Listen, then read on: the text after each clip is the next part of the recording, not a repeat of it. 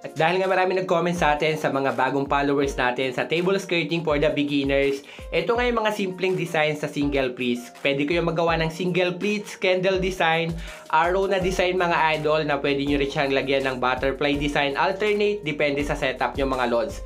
Kung medyo nabibilisan kayo sa video, pasensya na po dahil reels video lang to, pinakikita ko lang po yung mga simpleng design sa single pleats. Ito naman yung pinch pleats at pwede nyo rin siya lagyan ng butterfly design mga idol. At para sa full video guide ng mga video na to mga idol, naka-upload na po sa ating YouTube channel. Beans Avenue po yung pangalan. At syempre naka-upload na rin po dito sa Facebook page natin.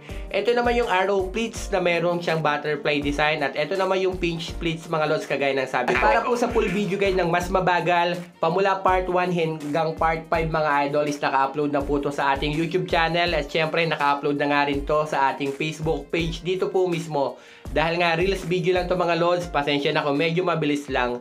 Ang table ko nga palang ginagamit dito is 2 meters. Kung bago lang din kayo nag-skirting, pag bumili kayo ng tela, at least ang haba is 10 yards to 12 yards. Sa lahat na setup na po yun is okay na. Bali hanggang dito na nga lang ito mga lods yun. Congrats nga po pala sa lahat na nanalo ngayong February. Siyempre pipili pa tayo sa March mga idol. Follow for more.